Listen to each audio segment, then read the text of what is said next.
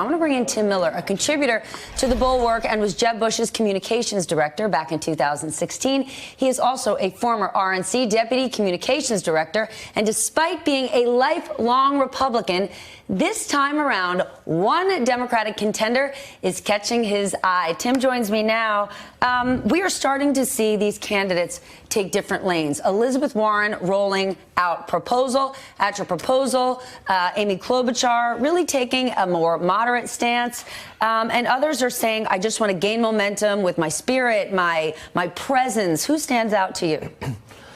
Well, look, I think we're super early in the process. What concerned me looking last night, and I think that particularly viewers of this network and Democrats sometimes pan the idea that we should care about people like me, moderate Republicans who don't like Trump. I care about you. But this was an important electorate in the midterms. A big reason why Nancy Pelosi is Speaker is voters who voted for Mitt Romney and Hillary Clinton went Democrat. So you cannot forget about this electorate. And when I watched those town halls last night and I hear Bernie saying that we should let the marathon bomber vote, and I hear some of the other candidates decide that maybe we should think about that, and Mayor Pete was the only one to actually say this is kind of silly.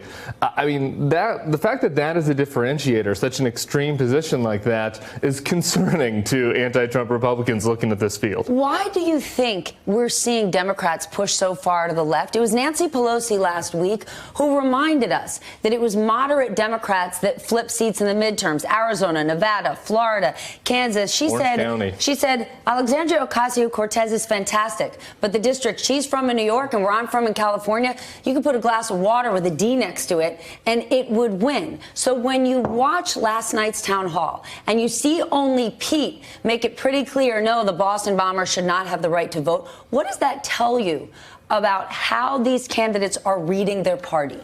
Look, there's a lot of pressure to appeal to the loudest voices on social media and to the base part of the party. We saw this on the right. Remember, this was the theory of Ted Cruz's candidacy in 2016, was that voters wanted true conservatism, down the line, the most far-right conservatives on the issue.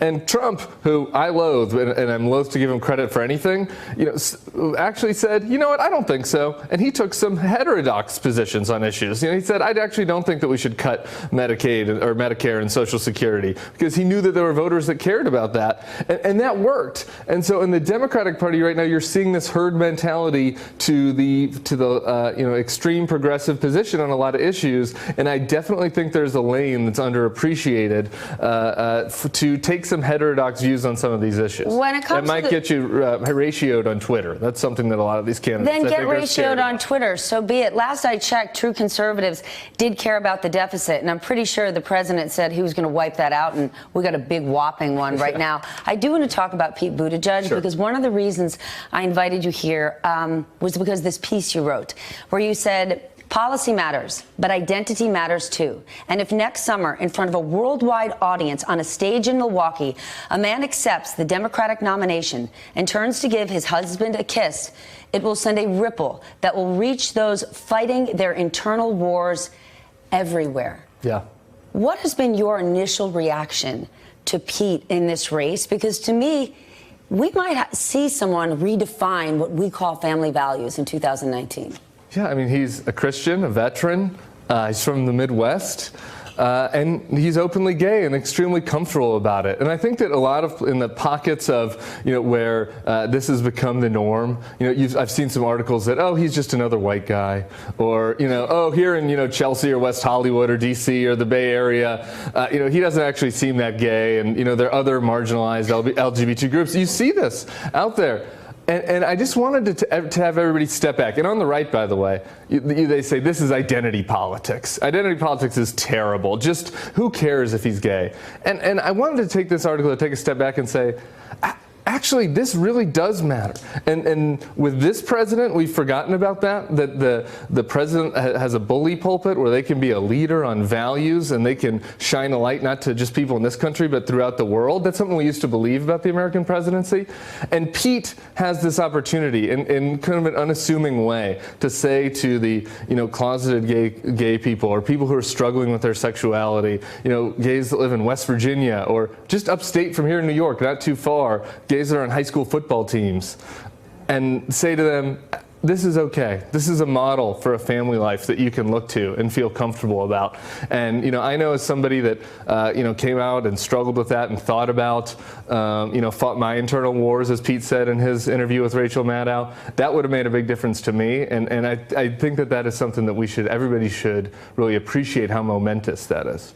How much of a foil could Pete Buttigieg be to that Fox News audience? Every night when you tune into Fox News at 9 p.m., they are telling you there is a war on white men in this country. The Democratic Party is so far to the left. They are moving straight to socialism. That's the opposite of Pete. Flyover state guy, mayor of South Bend, Harvard-educated veteran. I mean, he kind of rocks all of those arguments that they're making. And he's a big contrast with this president on all those points, right? If you are, a family values voter and you have this president who's cheating on his wife with a stripper while the baby is still in the hospital, basically. But that voter doesn't care. Look at the judges they're getting. Sure.